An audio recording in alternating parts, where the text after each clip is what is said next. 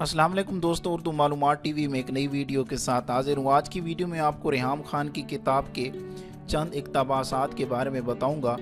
کہ اس نے اپنی کتاب میں کس طرح گھٹیا زبان کا استعمال کیا ہے۔ ایک مسلمان ہونے کے ناطے اور خاص طور پر ایک عورت کو کبھی بھی زیب نہیں دیتا کہ وہ اس طرح کی باتیں کتاب کی صورت میں شائع کرے اور کھلم کھلا بیان کرے۔ وہ تمام باتیں جو اس نے گھٹیا انداز میں بیان کی ہے میں آپ کو اس ویڈیو میں بتاؤں گا، اور آپ سے گزارش کروں گا کہ آپ اس کتاب کے بارے میں کمنٹ میں ضرور اپنی آراء کا اظہار کیجئے۔ ویڈیو شروع کرنے سے پہلے آپ سے گزارش ہے کہ آپ ہمارا چینل سبسکرائب کر لیں اور سبسکرائب کے بٹن کے ساتھ گھنٹی کے نشان پر کلک کریں تاکہ آپ کو ہماری نئی آنے والی ویڈیو کے متعلق نوٹیفیکیشن ملتا رہے۔ عمران خان کی دوسری سابقہ اہلیہ ریحام خان کی کتاب منظر عام پر آ گئی ہے، جس میں انہوں نے عمران خان کی نجی زندگی کے ان رازوں سے بھی پردہ اٹھا دیا ہے کہ جنہیں پڑھ کر ہر کوئی شرما کر رہ جائے۔ ریحام خان نے اپنی کتاب میں ایک جگہ لکھا ہے کہ میری عمران خان سے شادی کو چند دن ہوئے تھے اور اسے ابھی خفیہ رکھا جا رہا تھا۔ ایسے میں ایک روز میں بنی گالا عمران خان کی رہائش گاہ گئی تو عمران خان وہاں کمرے میں برہنہ حالت میں ایک سفید شیٹ پر لیٹے ہوئے اپنے پورے جسم پر کالی دال مر رہے تھے۔ میں یہ دیکھ کر بھونچا کر رہ گئی۔ مجھے اچانک اپنے سامنے دیکھ کر عمران خان کھسیانی ہنسی ہنستے ہوئے عضو مخصوصہ پر کالی دال رگڑنے لگ گئے اور پھر کچھ دیر بعد کھڑے ہو گئے اور جسم سے دال جھاڑنے لگے اور ساتھ ہی اپنے ملازم کو آواز دیتے ہوئے دال اور سفید شیٹ اٹھا کر لے جانے کا کہا۔ ریحام خان کا کہنا تھا کہ میں نے جب اس حوالے سے عمران خان سے پوچھا کہ یہ سب کیا ہے تو عمران خان کا کہنا تھا کہ آہد عمران خان کا برادر نسبتی ایک عامل کو لے کر میرے پاس آیا تھا، جس نے مجھے بتایا کہ مجھ پر کسی نے کالا جادو کیا ہے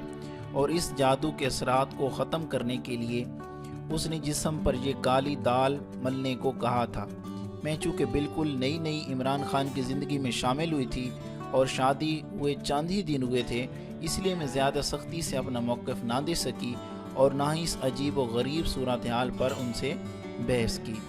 اسی طرح ریحام خان نے ایک اور جگہ لکھا ہے کہ ایک بار عمران خان کے پیغامات پڑھے جن میں اندلیب عباس اور عظما کاردار کی جانب سے کپتان کو جنسی تعلق قائم کرنے کی آفرز کی گئی تھی۔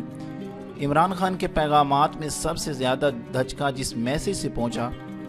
وہ ایک قدر کم عمر خاتون کی طرف سے بھیجا گیا تھا۔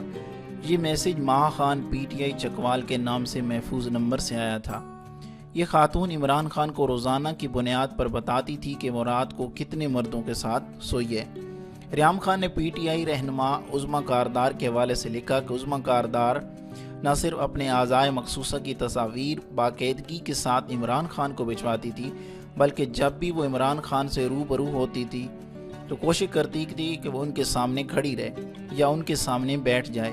میری موجودگی میں بھی عظما کاردار اس بات کی پرواہ نہیں کرتی تھی اور عمران خان کے سامنے آنے کا راستہ بنا لیتی تھی۔ عظما کاردار نے علیم خان کے گھر مجھے وارننگ دی کہ اب مجھے یہ سب برداشت کرنا ہوگا کیونکہ وہ اپنی حرکتوں سے باز نہیں آئیں گی۔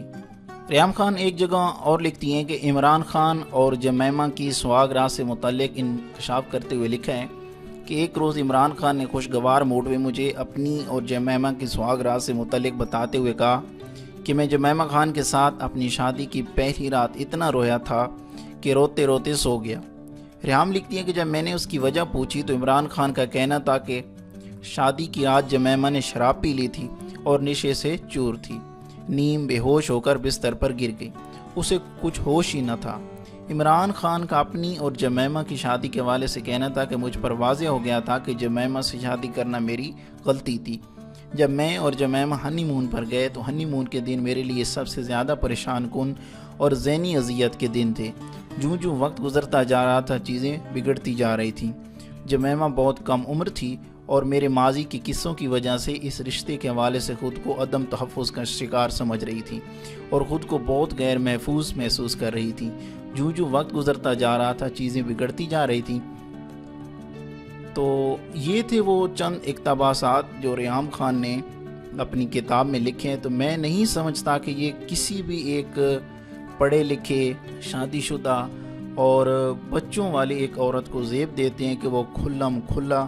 اپنی ذاتی زندگی کو کھلے عام لوگوں کے سامنے پیش کرے۔ تو میں ایک طرف تو یہ کہہ سکتا ہوں کہ یہ اوپن مائنڈڈ تھی، یہ برطانیہ انگلینڈ کے ایک اوپن ماحول میں اس نے پرورش پائی، وہاں پر اس نے جاب کی۔ تو آپ بہتر سمجھ سکتے ہیں کہ ایک مسلمان معاشرے کا جو ماحول ہوتا ہے وہ ایک انگریز غیر مسلم معاشرے کے ماحول سے کئی گنا مختلف ہوتا ہے۔ یہاں پہ ہم اسلامی اقدار کی عزت کرتے ہیں، احترام کرتے ہیں، جو عورت کا ایک مقام ہوتا ہے اس کو مقام دیتے ہیں، اس کا اٹھنا بیٹھنا، اس کا لباس، ہر طرح سے اس کو احترام کی عزت سے دیکھا جاتا ہے۔ جبکہ جو برطانیہ جو انگلینڈ کا معاشرہ ہے وہ اس لحاظ سے ہمارے معاشرے سے بالکل